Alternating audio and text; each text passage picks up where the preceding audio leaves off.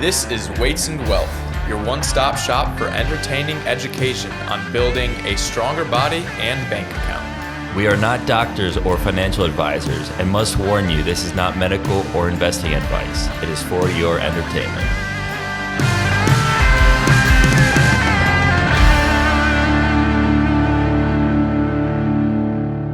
Welcome back to Weights and Wealth. Today we will be covering a piece of legislation that is currently in the Senate. It's already passed the House. It's the big, beautiful bill. What? Classic Trump. Just so classic bill. It's like the Shane Gillis beautiful dog. It's like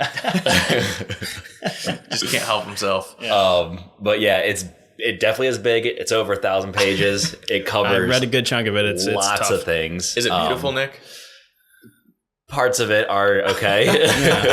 Not a fan of the tax policy on the whole, which is mainly what I read about. But we will get to that. But it also covers things. There's something about AI. There's something about immigration. There's defense spending, something about everything. Land. Yeah. Like it's pretty much everything. Everything will be talked about in this episode. And I'll give a brief overview of the topics we'll cover, and I'm sure that Ted will be able to timestamp it. So if you don't want to hear about a certain topic, move to certain timestamps. We'll be able to give you the overview, and then you can just skip ahead to whatever section you're interested in. So we expect this episode to be a little bit longer, but the shout out is out to Donald Trump and Elon Musk for their work with this bill. It is not a perfect one, but I think that there are certainly some things to be applauded, and then things that we should be wary of, and we'll get into all of that in the episode. First things first, though, we have another raffle winner. So for those of you who don't know, we actually did fall off of it a little bit this spring, but typically we'll have a monthly raffle winner, and they will get some Weights and Wealth stickers that have our scannable QR code on them, and then they'll also get a $5 Starbucks gift card. The reason we fell off it this spring is we couldn't find any more $5 Starbucks gift cards, and we didn't want to buy the $10 ones. Inflation, since we're not profitable. Inflation. But we found some. So, the raffle winner for this month is Kyle from Vancouver, Canada. Kyle, he texted me after he shared one of our episodes on Instagram saying he broke his Instagram story virginity, and it was his first ever Instagram story. That's a big deal. So he shared episode 101, our interview with Nick Ridpath. So Kyle, he's a chiro and a naturopathic doctor. I'm sure we'll have him on the show at some point. I don't think we're going to go to Vancouver for that, so maybe if he makes it. Wealth goes international.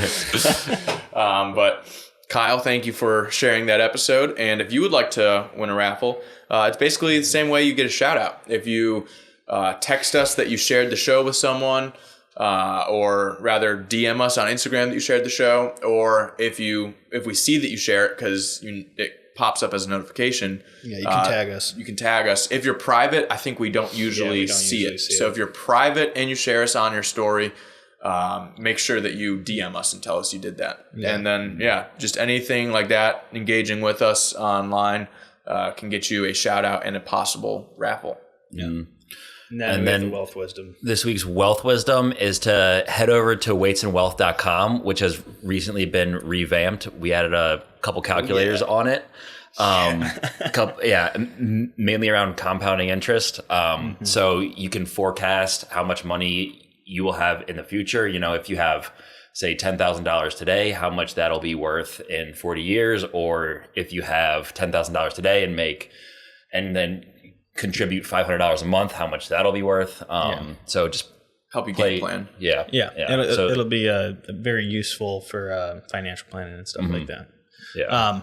But so now kind of going into one more thing with that.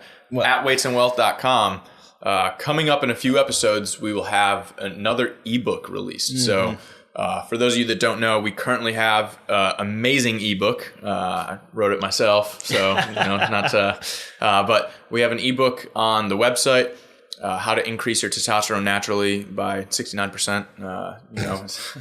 Based off real numbers, pictures of the blood work are in there. but all about increasing your testosterone naturally. And then we have a new ebook coming out soon. There will be an episode that comes out, and you can go and basically pre-order that ebook. All of our ebooks are free. We just ask for your email, and we don't spam your email or anything. We just keep it. Actually, we send out like I don't think we send out like any. We haven't sent out a single email. Other than if you're asking for the ebook, we'll send you it. But honestly, like we really underutilized the email. Maybe we're doing this thing wrong. But Nick's ebook. Nick, you want to talk a little bit about what your ebook's going to be? Yeah, I mean, it's just a step-by-step process about how to create an IRA account. We're doing Fidelity, Robinhood, and Charles Schwab, which it doesn't really matter which one you use, just what you like better. Except Robinhood does have that a lot of perks, 3% match. Yeah. It's like an extra $200 a year. Mm-hmm. It's more of a picture book than anything else, though. It's got screenshots for exactly what buttons to hit and like which explains them things. too. Yeah. So very helpful. If you don't have an IRA, it'll walk you through exactly how to make one in a couple of minutes. Very useful, I think, for our audience. Definitely something that you should open up if you do not have one yet. All right, so getting into the meat and potatoes, we have our executive summary or overview. Think of this as like the table of contents for this episode. So first we'll be going into, obviously, like, so disclaimer here, we're not going to be talking about literally everything in the Big Beautiful Bill. That is just like this episode would never end, because even if we just did one sentence of opinion and like read everything in the Big Beautiful Bill, like you would be listening to this for the next week. And I do not know if there is enough storage on anyone's phone to have that much content on it.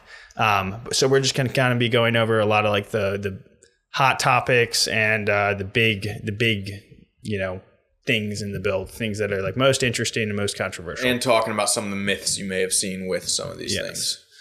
So first off, we have the federal land sale. What are they actually talking about with this? Because this is a pretty hot topic. Then we have the Trump accounts. Then we have gym as medical care, like what that actually looks like. We have supply chain changes and the huge defense spending, pushing the defense budget over $1 trillion for the first time ever. Then we have no tax on tips, no tax on overtime, no tax on Social Security. We have work requirements for SNAP and Medicaid. And then we have deducting car loan interest payments for American cars only.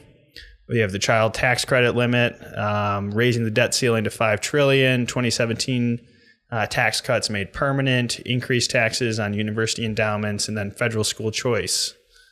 So if any of these topics interest you in particular and you don't really want to listen to us talk about things that you find boring, feel free to skip ahead to that section. But we're going to be starting off with this federal land sale, and I'll kind of give the overview here, and then we can kind of get into what it actually means and what does it actually mean, and like what are people saying about it. So the provision in the text calls for the sales of between 2.2 million and 3.3 million acres of federal land. This seems like a lot, but it's actually less than 1%. It actually comes out to like 0.5% of total land owned by like under jurisdiction of the Bureau of Land Management and the Forest Service. I think the federal government owns like 650 million acres. It's a lot. So like the reason why, like when you look at the map of the US, you see like the infrastructure, like pretty much from like Kansas east, it's just blank. You don't really see like the light maps, It's because the federal government owns like almost all the land out there. Well, so going back into earlier American history, I'll make this short so we can get on with the Big Beautiful Bill, but after the 98th meridian, so that crosses through western portion of Texas, basically, from there west, the entire Great Plains was basically a desert. It had like grasses, but in some areas, but it was basically this massive desert with no trees. So in the 1700s, 1800s, when settlers were pushing west, this was territory that was basically owned by the Comanches and other tribes that people couldn't get into, and there were no trees to build anything. So the Western pioneers, the European Americans that had come in without any trees, they couldn't really do anything. Whereas the Native Americans were able to live without trees. So that whole area was largely uninhabited, even as places like California were growing. That huge Great Plains region, starting from the 98th meridian over, was just like completely uninhabited for the most part. By like a sedentary civilization, like building towns and stuff. Obviously, the Native Americans were there. Yeah. But we're talking about like infrastructure building activities. So a lot of that just became federal land. Yes. And so Senator Mike Lee of Utah has been a huge proponent of this, but it's caused a lot of division on social media and even within the Republican Party. Like we have congressmen from these states who are vehemently against it. Some are very much for it. Lee, as like the main proponent of this section of the bill, he says it's going to be used to expand housing and development, claiming that it won't touch national parks, national monuments, or wilderness, and that it's only going to touch parcels of land that are difficult to manage or better suited for housing and infrastructure. And like as this debate has gone on, he's like, hey, like this is only going to be, like there are parts of Utah and Idaho where it's like Coeur d'Alene is right there, but then there's, a 5 acre wide stretch of federal land in between the towns that they're not allowed to develop because it's federal land. Like that's kind of what he's arguing it is. But a lot of people are saying like, hey, like, okay, show us the map then. But it's kind of one of those things where they're like, pass the bill and then you'll find out what land is actually for sale. And so there's a lot of like people are like, yeah, like the federal government has kind of destroyed any credibility it has. And so it's like Obamacare. We're not going to take you at your word that like this is going to be okay. It's Obamacare, pass it, and then you'll see what's in it. Yeah, I mean that's essentially what it is. And like people have compared this because they're also touting the benefits of it as like we'll pay down the national debt with this money and stuff. They're not going to like, a lot of people are like, they're not going to do that. And I saw one post that was like, compared this to stripping copper wiring from your home to pay for to service like your mortgage while doing nothing about your drug addiction. This is just like totally backwards logic, like destroy the only valuable part of your country that's left so that you can do more meth. Like that's essentially what they're arguing. And then other people have talked about, because like they're touting the value of like you pay down the debt, fix the housing crisis. Well, not really crisis, but like the affordability issue with, single family housing. And a lot of people are like, well, why don't you just like fix Cleveland and Detroit? Like the infrastructure is already there. Yeah. Just like don't let criminals rule our cities and, fix the neighborhoods. And then, we won't have a residential housing market that is, super inflated in all these particular areas because people will be able to move back to Detroit and Cleveland and St. Louis that at one point millions of people lived there. But now it's like less than a quarter of that. Yeah. I think like Detroit was down to like 700,000 a few years ago. It's been coming back, I think. A little bit. Allegedly. But, I mean, how many millions of people used to live in Detroit? Yeah. 5 or 6 million or something. They're also talking about how like deportations and stuff like that are also going to fix some of the housing issues. So basically left and right of the aisle, laymen and congressional representatives and senators, like this is a very divisive issue. Yeah, and I looked more into exactly like which land they're looking at, and like Sean said, they'll tell us after it gets passed, which is red flag. Like this is not like a political statement, but anytime like there's a bill and they won't tell you what's in it or like what it actually looks like. Like I mean, imagine like we have concepts of a plan. Yeah, would you buy a house if they didn't let you inspect it? Like think about this in any other aspect of your life. Anything. If they're like hiding what the actual product is from you, if like if you went to go buy an Xbox and they showed you the box and they're like, yeah, that'd be $500. And you're like, can I see the Xbox inside? And they're like, no. yeah. You'd be like, no, I'm not gonna spend the money here. It's like, this is just, rule of thumb. If people are like hiding information from you, they generally are not being honest with you. Yeah, but when you look into it more, so John said the proposal, it doesn't specify what properties will be sold. It directs the Secretaries of Interior and Agriculture, Bureau of Land Management, National Parks to sell or transfer at least 0.5% and up to 0.75%. That's where you get the range of 2.1 to 3.2 million acres. Okay. So the states affected most likely would be Alaska, Arizona, California, Colorado, Idaho, Nevada, New Mexico, Oregon, Utah, and Washington. So out west, like we were talking about. So there have been maps released on social media that I was seeing that show the land that could be sold, and it includes some national park land.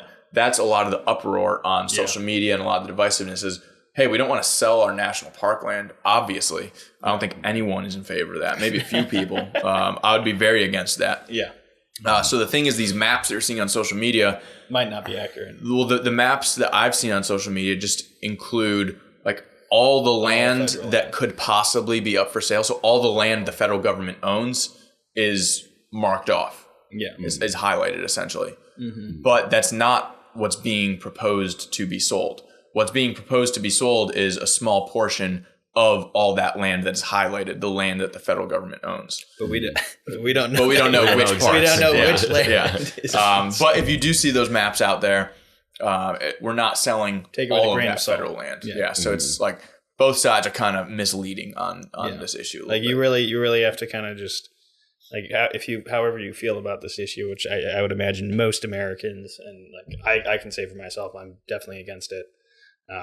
Like the bang for a buck is just not there. I think we would get like they're estimating 100 billion or something from it, and like we're 38 trillion. And it's like a one-time thing. You know? Like you're not gonna get like this is not like a recurring investment or like I don't know.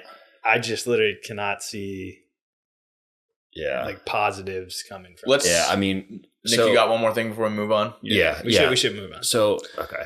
Go ahead. Oh, so I was just gonna say where if it's land that is like between two towns and they can't build on it, whereas normally they would, like sure, I'd be fine with that. I don't think land is our limiting factor in terms of housing. Like we have plenty of land. And I'd also be very concerned about who it got sold to, because there are some very specific people who like buying land because it is like the Chinese. Chinese, Bill Gates owns a ton. That would worry me a lot. Just really who it goes to. Like, are they going to be good stewards of it? Yeah. Particularly if it is like actually like a nice parcel of land that is beautiful and is, like valuable for that reason. Like if it is just like kind of a little patch of forest between two towns, okay, that's not a big deal.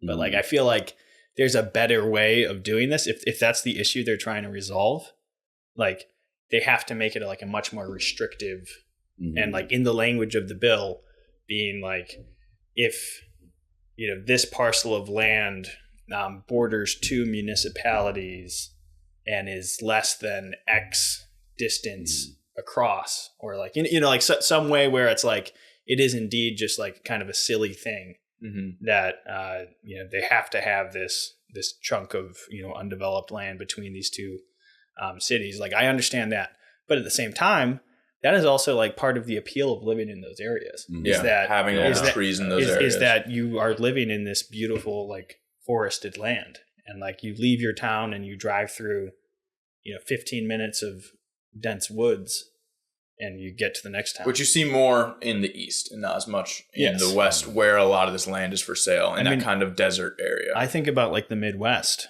where highways and roads and stuff, it's just urban sprawl or just flat, nothingness, or like a gigantic like sound wall on either side, and you're like just kind of these blinders on, where if you're driving through the eastern seaboard and stuff, a lot of the time it's just these massive old growth forests on either side of the highway, which I think is a much more beautiful and more eco-friendly way of like dampening the sound of the highway. I think what we've kind of come around to is that there's really a hard this is a hard sell.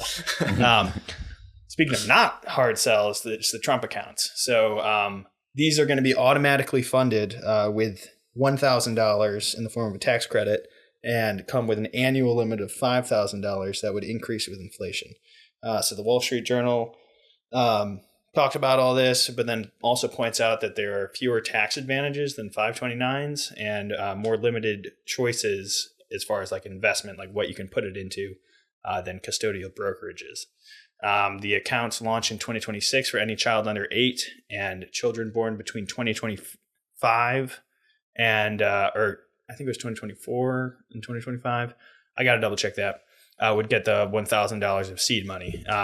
And the funds, this is what they're talking about with the more limited choices as far as like custodial brokerages. The funds must be invested in a diversified index fund tracking U.S. equities. So Nick, if you want to start talking about this a little bit, and like I think you got some notes here. Yeah, I mean, I definitely think that this is one of the better things here. Because as we've just talked about on like a previous episode, most policy transfers wealth from old to or from young to old, where this does old to young. And I mean, if we're borrowing the money, they're just going to have to pay it back anyway. Mm-hmm. So that might be a wash. Some of like the negatives, I guess, are there's like no tax savings really. Mm-hmm. Because like the only difference is that you can trade in that account and not pay tax at that time, but you still have to pay it at the end. Okay. Yeah, but it's still, I think it's still taxed as like a long-term. Yeah, but like a normal brokerage would too. Yeah. So like if you were to buy the S&P and hold it in this account and then do the same thing in a brokerage and then just sell it in 18 years, there's no difference. Yeah. But which is not really for the tax advantages as much. Mm-hmm. But yeah, and then I also kind of see it as a way to get around the kiddie tax. Which this is something that people used to do is like, say you're like a doctor and you're being taxed at 37%, you would transfer some of your like stocks to your kids and then they would be taxed at their, 0% or 10% rate. So then they put in the kiddie tax where kids can only have up to $1,250 of unearned income. So things like interest, dividends, capital gains. Otherwise they're taxed at their parents' rate. Okay. So that's so mean. An 8-year-old getting hit with a 25%. But I mean, it's not like they like, I don't know. It's their parents trying to skirt. That's why there's no lemonade stands anymore. Yeah. Getting taxed at 30%. Well, earned income is different. They would be taxed at their own rates. It's just like capital gain, stuff like that. But I kind of see that as a way to get around that. That's the biggest tax advantage that I see. Mm-hmm. Because if you're not taxed when it's in that account, whereas a normal brokerage would be subject to that. And if it's in this, I don't think it will be. Okay. So another loophole, which I don't like these, which this is what happens when you have an extremely convoluted tax system, is that stuff like this comes out, which is why I don't like the bill as a whole, is because it plays a lot of tax favoritism with different groups. Yeah, and makes it much more complicated. And I prefer a much simpler tax code. You just want your job to be easier. This is true. Yeah. That's a whole nother. Yeah. I mean, imagine like, would we even need CPAs if we had a super simple tax code? Not nearly the amount that we have, which I think that's all, like, I'm sure Deloitte lobbies to keep the tax code complicated. A lot of people benefit from a complicated tax code. Mm-hmm. Yeah. I mean, on our AI episode, we talked about jobs that could go away from AI. And I think I said accountants, right? And then Nick was like, no, it's just too complicated. Yeah. But now he's trying to do it. Which, I mean, it won't be completely gone, but I think like anything else, those entry level jobs are going to be gone. Yeah. I think we talked about that. I mean, the ladder's being pulled up. Yeah. Yeah. And the structure is going to be more like a diamond shape, where like you don't have entry level people, you have a lot of managers and then still like one or two owners. Yeah. Whereas now it's like a triangle, because you have all your entry level people doing the grunt work. Mm-hmm. But I thought this is just some more stuff just about the actual accounts. The Trump accounts. Yeah, Trump accounts. So withdrawals can only begin at 18, and you can only take out up to half the balance. And I thought this was cool. It's a little different than the 529, where it can be used for education. job training, just like the 529, but it can also be used for small business expenses or a first-time home purchase, which I think is, like actually a pretty good thing for it to be like used for. So it'll all be taxed as long-term capital gains, but if you use it for any other purposes, it'd be taxed as ordinary income with a 10% penalty.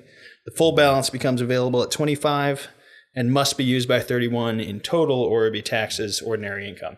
So it's kind of nice. It's like, you have 30 years essentially to let this sit and compound. And the big thing here is like the Wall Street Journal, they talked to an economist and they were like, they could assume a 7% return like fairly easily.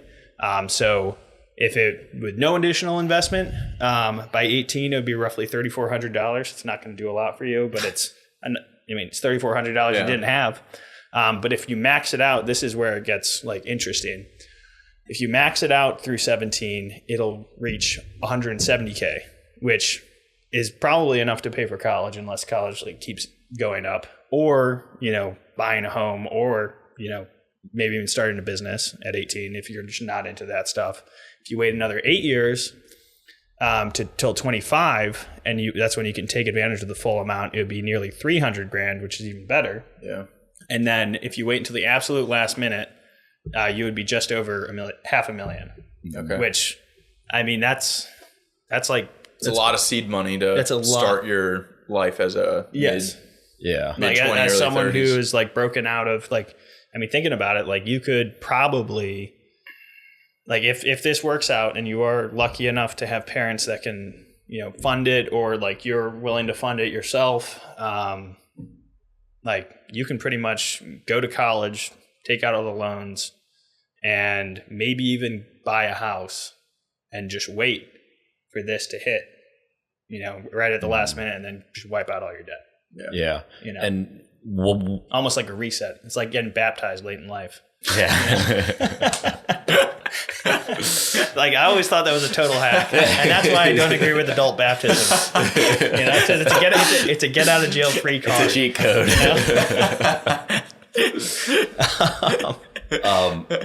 But what I really like about this is that it can be used for so many things. Like what I don't like about 529 is it has to be used for college. Well, it can be used for trade school and stuff. Yeah.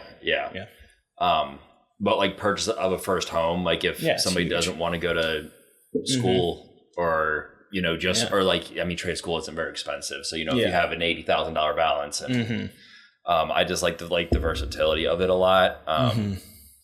Yeah, and so it's there's a lot of more tax details. Funded with after-tax dollars, does not qualify for state tax deduction, does not allow front-loading contributions. So a lot of these, it is somewhat disadvantageous, but like at the same time, I think what the real benefit here is that everybody's going to get it. Yeah. So it's not just going to be the white-collar class, doctors' kids, lawyers' kids. CPA's kids who get this kind of head start. It's literally going to be everyone. So it's going to be the kid whose dad is, a fry cook at Denny's, and like he's struggling by. Maybe they don't know anything about money, but maybe this will cause them to look into it and like actually begin to understand money, because now they have skin in the game, and they're like, oh, what is investing? Like, I should learn about this, because there's a lot of people that, because of their background, they don't know, and they're not going to take the time out of their day to go and learn about this, because they're like, oh, $1,000, that's like way too much money for me to get started. What are the stats? It's like 40% of Americans own stocks. Or is it up to 60 now? I forget what the stat is. Like 40 or 60%. But there's still a significant portion of the population that doesn't own any. Yeah. And I think this will be a great, like Nick said, usually it's young to old, but this is old to young. And I think this will be a great, way to get people into personal finance and actually start kind of giving a damn about their financial future. Yeah. Because they'll be seeing it from the time that they're 8 years old, Yeah. And it's a great way to phase out Social Security, which we have talked about before. Yeah, because it's really actually like putting money away for the future, whereas Social Security is just a transfer of money. Yeah. Yeah, in real time. It's not. Yeah, like it's not like there's a social security fund that your money goes into and they invest it and it grows. It's depreciating. It just goes from one person to someone else. It's just literally the most like economically backward system has ever existed. I think Social Security is an embarrassing. It's like if there's one thing that I'm like most embarrassed about, like being an American, it's that we have Social Security. Then we have gym as healthcare. I thought Ted would get a kick out of this. Yeah. But basically it's part of like a larger reformation of how people pay for healthcare, and particularly like with small businesses and stuff. Essentially it'll make like pre-tax payment on individual health insurance premiums, which will save people a lot of money. And this is the part with the gym, is it'll allow you to use your health savings account to pay for gym memberships, at-home fitness equipment, all that stuff. But it doesn't count for online coaching. It has to be in person. It has to be in-person one-on-one coaching. I think it said one-on-one. No, not one-on-one. You can do classes. Okay. Has to be in-person training. Thing I don't like about it is, was it $500 or $1,000? 500. Yeah. So only up to $500. At a normal gym, if you go in, purchase personal training one-on-one. I'll just use one-on-one because that's the price I'm got in my head, most familiar with.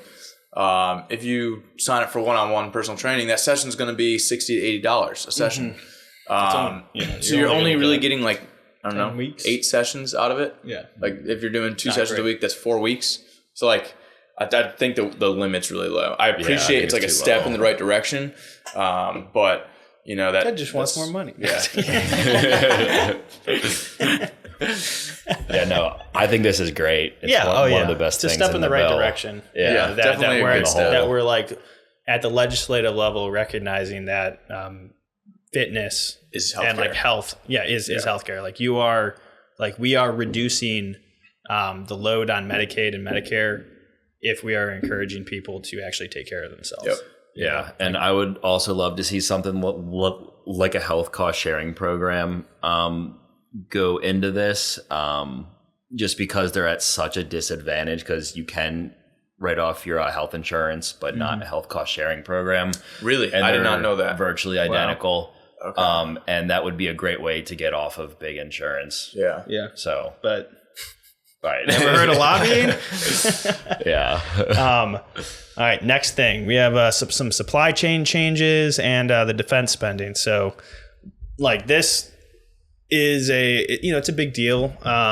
But like if we actually went through this like line item, I did, and it's literally just like hundreds of different kinds of like rockets and torpedoes and missiles. You put it in the notes. It was like 2 pages of notes. 3 pages of just like how to X amount of money for this, X amount of money for this. So we're just hitting wave tops here. But so essentially this pushes the defense budget to over $1 trillion for the first time ever, with one of the signature items, $25 billion being earmarked for the Golden Dome, which is a space-based missile defense shield over the U.S. Trump's version of the Iron Dome, the Golden Dome. Yes, the Golden Dome. I think it's actually pretty sick, and I think it makes sense, like if like God forbid there is a world war, but like why don't we have something that could shoot down a nuke? I mean, they've been talking about it since the Cold War. Yeah.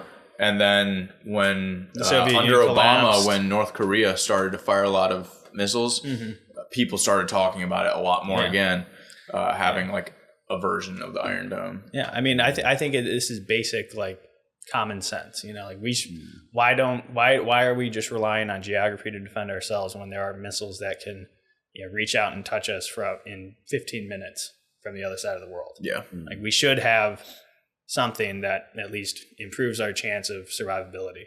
And $25 billion doesn't sound like a whole lot. I mean, in relation to I'll take $25 billion. Okay, well, like in relation to our multi-trillion-dollar budget every year. Yeah, like this is a fairly cheap for what it can do. A fairly cheap way to, I think, create a ton of domestic jobs, because obviously we're going to have to maintain this over time. So this is not just a one-time thing. Like there are going to be a lot of people that benefit greatly from this, like in the U.S. And it's all going to be American companies. Like I think this is this is a big win. One of the, and it's purely defensive too. So it's like Sean supports the military-industrial complex. I do. I think it is the greatest force for peace we have ever seen. And then we have $34 billion for shipbuilding, which is huge. Currently, if you've watched any episodes, or like Sean Ryan had Palmer Luckey on. He's the founder of Anduril, and he was talking about how China now can manufacture ships at 300 times the rate that we can. Really? 300 times. And so if, this pivot to the Pacific, rising China, like if you pay attention at all to foreign policy and like understand like the geopolitical situation, like China is like, they do have a plan to at least regionally dominate and maybe even, like kind of take over our position as like the world leader. And again, God forbid that there is a kinetic conflict with China, but if there was one, we would be toast. Like a lot of simulations have, shown that the U.S. kind of expends its whole stockpile of like particularly like anti-ship, anti-air, like platform weapon systems go dry in less than 2 weeks. In a simulation of war. Yeah, in a simulation of a Taiwan, China conflict that we are involved in. So like we've got like 10 days to win a war. Otherwise we're toast. And I don't like those odds. Yeah, and China can build new platforms and weapon systems at 300 times the rate that we can. That's a big deal. And so $34 billion for this shipbuilding, and then there's also, I think, like $400 million to creating autonomous weapons and munitions factories, which I think sounds super cool. Like if there's any use for AI, like I think this is pretty sweet, is that you could have a 24/7 like factory, like just pumping out ships, like submarines, stuff like that. I think that's pretty sweet. I mean, also we gave all of our munitions to Ukraine, so kind of need to replenish those. Yes. Is there anything about foreign aid in this, like foreign military aid? No. So that's a big win. And then obviously, or I was thinking about like limiting it, but I've not seen it, not in that particular part. So this is the big part. Campaign promise: no tax on tips, overtime, or Social Security. So Trump promised this during the campaign. Even Kamala Harris adopted it because it was so popular. This is mainly the no tax on tips. I thought she said it first. Depends who you ask, man. Depends who you ask. So essentially, like there's like, what does this actually mean? Because a lot of people like were making jokes when they're talking about no tax on tips and being like, okay, I'll just list my plumbing service or my product that I usually sell for $600 for $1 and then add a required tip of $600. That's not like there's not a loophole like that. They're going to have a list of like people who are typically tipped. So here it has tips defined as such amount is paid voluntarily without consequences in the event of non-payment, is not the subject of negotiation, and is determined by the payor. So we're not getting away with any schemes here. But I mean, it's still probably going to be pretty good for your average service worker. And then I'm just going to go through like what each of these are, and then we can go into some commentary real quick. As far as no tax on overtime, this is what the text of the bill says. There shall be allowed as a deduction an amount equal to the qualified overtime compensation received during the taxable year. Qualified overtime compensation for the purposes of this section means overtime compensation paid to an individual required under Section 7 of the Fair Labor Standards Act of 1938 that is in excess of the regular rate. So what does this actually mean? Like, how does this apply? Like layman's terms, you'll get this if you are an hourly wage worker that is in a profession that generally gets paid overtime. But if you own 5% or more of the company that you receive the wage from, or if you are what is called a highly compensated employee, meaning you make more than $80,000 before overtime, you are not eligible. Okay, And good. So I think that's fairly simple. It's good. So it's not like like fairly really bad. Yeah. Then we have finally Trump also wanted to eliminate taxes on Social Security checks. Kind of silly to tax people on money that they're already taxed to provide, but again, Social Security Ponzi scheme. It was inevitable, and it's only going to get worse. But this is kind of unlikely now. I think the latest revision of the bill has has the Republicans proposing a temporary $4,000 deduction for seniors under a certain amount, to kind of fulfill the campaign promise, but not really like. So tax them and then give it back. Yes, we do a lot of that. We do a lot of that here. Okay, let's Nick, get. why is let's that? get into some why do chats. we do that? Why do we do that? So I'm actually very against not doing the tax or not doing tax on Social Security, because the people who like need Social Security and like that's what they live off of, they aren't being taxed on it anyway, because you don't make enough to get taxed on it from it.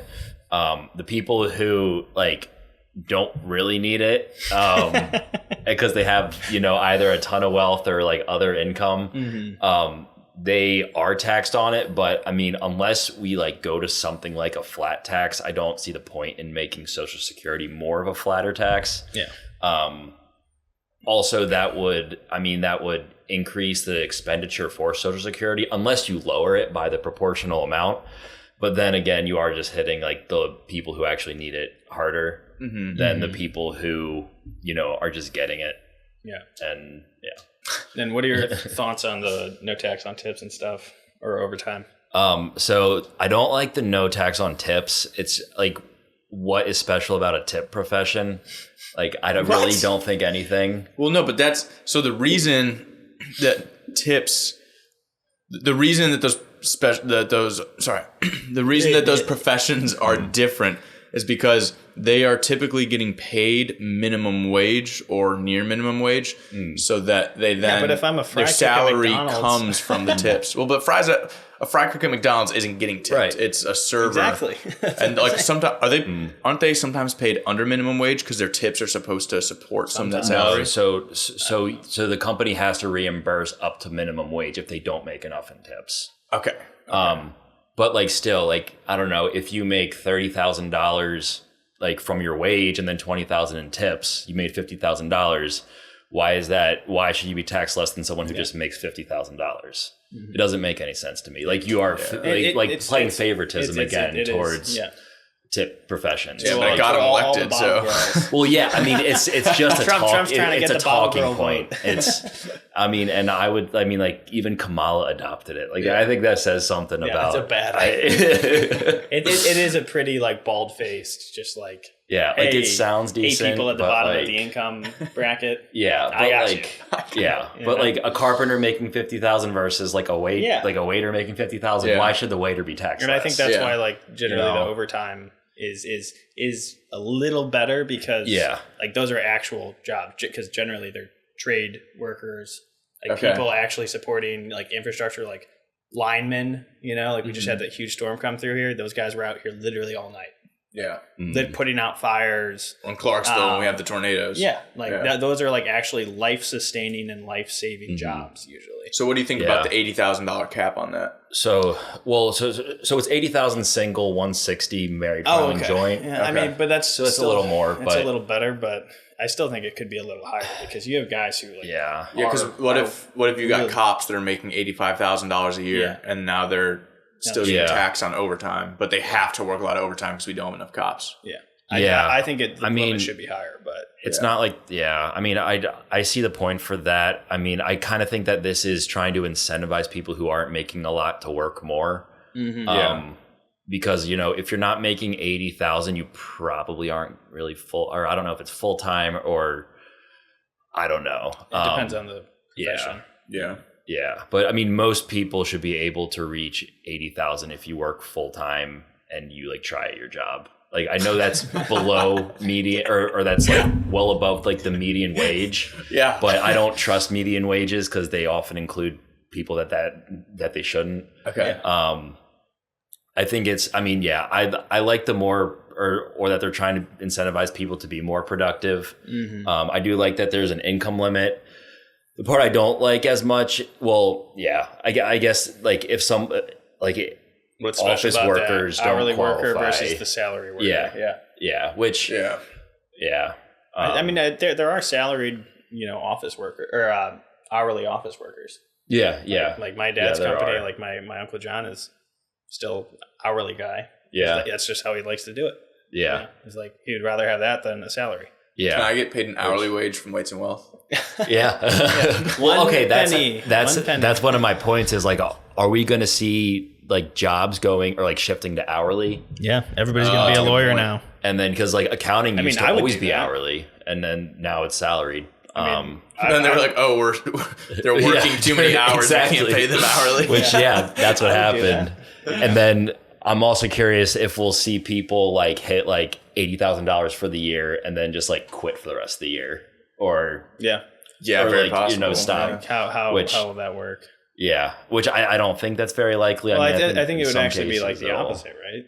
Because if you're not they'll being start taxed, working more, like make your 80,000 as fast as you can, and then and get your overtime hours in early. Yeah, and then just work like the 40-hour week for the rest of the year. Yeah. You know which that would be a smart way to do it. Yeah. How many people are smart though? But like I think the better option is to move to a much simpler tax system and clean up the other social programs that I think this one is trying to fix, but throwing another program onto something, I don't know, it just makes it more convoluted. Yeah. All right, let's move on to this one. These ones are pretty short, so we'll just do a quick overview. The bill is going to be requiring people receiving SNAP and Medicaid benefits. This is the key part. Without disabilities, to work 80 hours per month. Like it boggles my mind that people can be against this. You're requiring someone to work a part-time job so that they can rake in all these federal benefits. I really like. I've thought about it a lot, and like I cannot think of a reason why this would be inhumane or unjust in pretty much any scenario. Yeah. You're talking about adults without disabilities. 20 hours a week. 20 hours a week. Like that's fairly easy. Yeah. That's less than 5 hours a day. Yeah. So what's the policy on if they got fired and they're looking for employment? How does that work? I'm sure that would be worked in. Yeah. That's you can unemployment. Easily work. Yeah. That's different. So unemployment is different. Yeah. Also, like 80 hours per month, like if you get fired, you can find a job that a part-time, like it's not that hard. I found to a delivering pizza job accidentally. And worked more than 80 hours a month. Yeah. I mean, places are always in addition to my other job. So I think this is an absolute win. Like a lot of places, you just have to show up on time and like give some effort, and like you can stay employed. Yeah, it's fairly easy. And even people who are like, and this was like the one scenario where I was like, okay, maybe this is a legitimate excuse. Like people living intergenerationally, like let's say you have elderly parents that live with you and you also have small children. Well, like you can get paid. There's programs in Medicaid that will pay you to take care of your parents. Really? Yes. I did not know that. All you have to do is go do some training and stuff. And it's like, they'll pay you based on like what it would cost the state to have like a caregiver for them. Oh, okay. So like, there's really no need for this, because even if you literally cannot work because your mother is in a wheelchair and can't leave the house, care of her and the kids, and needs 100% like attention and you to be around all the time, like it's already covered. Like you can get income by taking this training. And then be providing that care for your loved one. Yeah. Like it is. What about like a single parent? Because that's like the only thing I can think of. Yeah. Where like it's hard for them to. Which that's what I was thinking of when I was trying to think 20 hours a week. I think the only thing. I think 20 hours per week, like that. That's they'd be in school. Yeah, as long as they're not still going to school. Under. Well, it depends what age they are. Yeah, I mean not always. Maybe you should stay married. Or something. Yeah, maybe that's what this will encourage is like people to have like nuclear families. Yeah, you won't have to worry about this. The opposite of LBJ. Yeah. All right. Now we have the tax stuff and deducting interest on American-made cars, a couple other things in here. So as far as the cars, it's fairly short. It's deductible for 3 years through 2028, only applies to loans taken out in 2025 and after, and the limit is $10,000. It's just kind of a little boon to the car manufacturing industry in a way to encourage people to buy American-made cars. And then as far as the original Trump cuts, basically it's just striking the language from the current tax legislation to state from 2017 rather than from 2017 to 2025. So it's a fairly simple change, but I really can't complain about anyone wanting to lower taxes. Yeah. But I think Nick, the tax dude, has some stuff to say on this.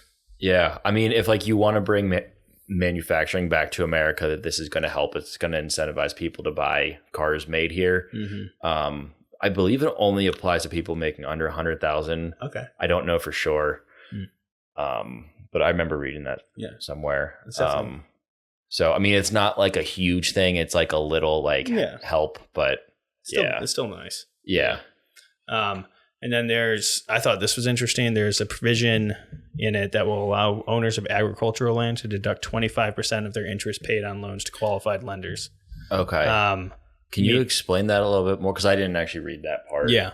So basically it's if you buy a plot of rural land, you have like a homestead or something, you can deduct 25% of the mortgage paid on your interest. Or the interest paid on your mortgage. Which you can already do that on Schedule A. I wonder if this is might be an expansion of that or something. Yeah. Basically, they were saying outside of they defined agricultural land as a product that, or land that produced one or more agricultural commodity or product. Okay. Well, so maybe even if it's vacant fields and you're not living there. Okay. That's just, I think, the confusing part for me is that if you are in agriculture and selling stuff, you can take 100% of the interest as an expense. Interesting.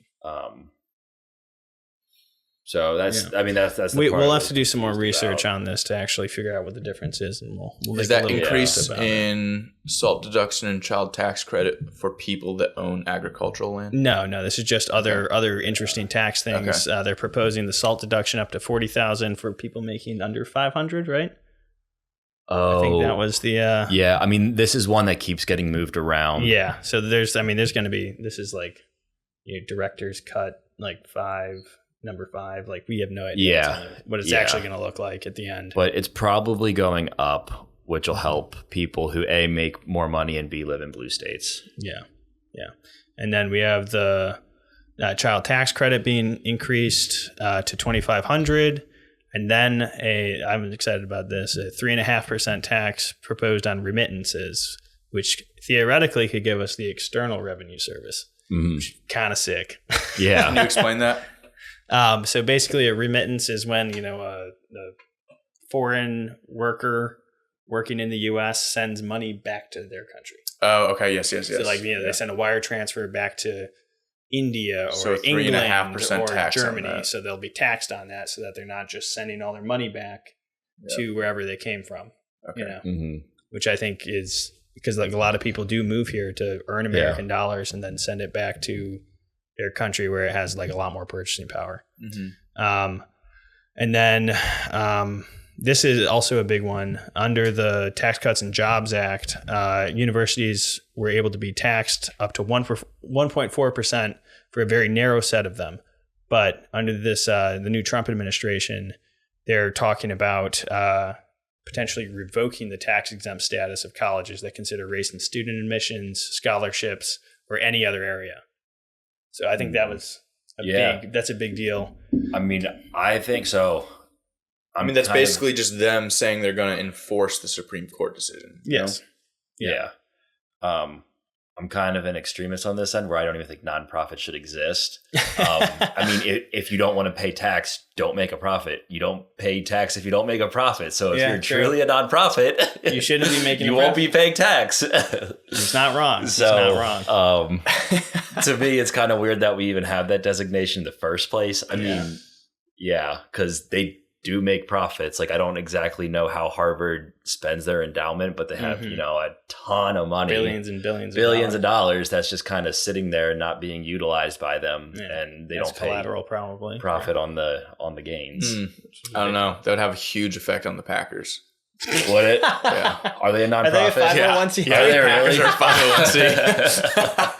501c. Wait, so where does like the extra money go? It goes into stadium So as long as they spend renovations it, then and paying the players. Yeah. Well, that's It's And expensive. developing the area in It's Green Bay. expenses. those are regular expenses too. Yeah. Then they wouldn't have a profit. Yeah. Like this is what I'm Well, yeah, saying. because the is shareholders don't make a profit. Yeah. Like I don't get paid for my You don't stock. get a dividend. Yeah.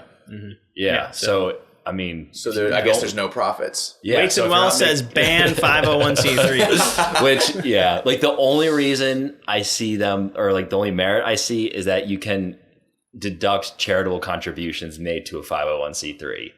Okay. But but outside of that, there's like, I don't know, which they shouldn't be allowed to make a profit on. Maybe they would have to Yeah. send money back to the people who donated.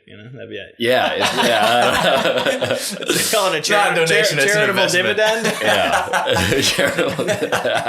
There's ways here. We can make this a lot better. Yeah, And then the last thing that I have in here is the universal school choice Wait, in hold all on. 50 states. You already do that, right? What?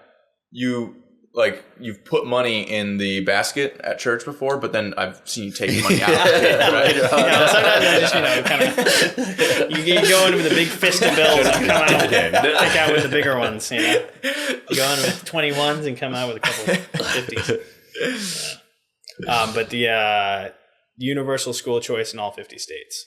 That's really big. Yeah, that's huge. awesome. Huge. We've been talking about this for a while. Again, this is one of those things that literally the only reason it hasn't happened is because of teachers unions. Because there are a bunch of like mediocre teachers out there that are going to get fired and lose their job because they can't teach 15-year-olds how to read. Like that's why this hasn't happened. Like there's literally no other reason. Literally no other reason. Like they're already taking your money to pay for education. Why can't you pick where your kid goes? Nick has made this argument before to a teacher. It didn't go well. I had, which it wasn't because most teachers are. I wasn't even talking about teachers. I was talking about the school system. I'm talking not about even teachers specifically. But yes, I would agree, Sean. School choice is something we've I can't been. wait until we got the entire system. Yeah, it's like gonna actually put pressure onto public schools because people will be leaving if their kids aren't learning. Perfect. And which, like, while they're not really worried about making a profit, they don't want to get shut down because they don't have enough kids going. Not having school choice screws the people that grow up in bad socioeconomic Well, there's literally areas. no one that benefits. Because they have to go to terrible schools where they are not going to get as good of an education. Yeah. There's literally no benefit. Like there is absolutely no way that this does not become an absolute win. Yeah.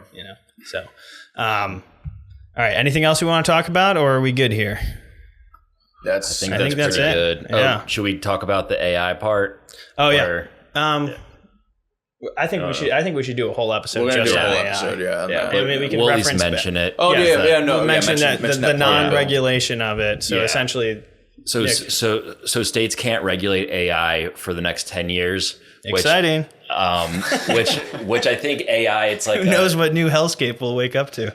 Yeah, exactly. Yeah, right. Like we have no idea what it can do, like what it's capable of. So I don't know. I kind of think saying you can't regulate it for 10 years is a little bit much. But then also there's like the point of where if foreign countries are developing AI and they aren't regulating it and they're just letting it run wild, that puts us at like a severe disadvantage. Oh, big time.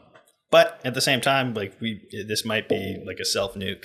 Yeah. So. Yeah. But this is something that we want to talk about in an episode completely separate from this because AI is just such an interesting topic and such a, double-edged sword. And I think we really need to be careful about it.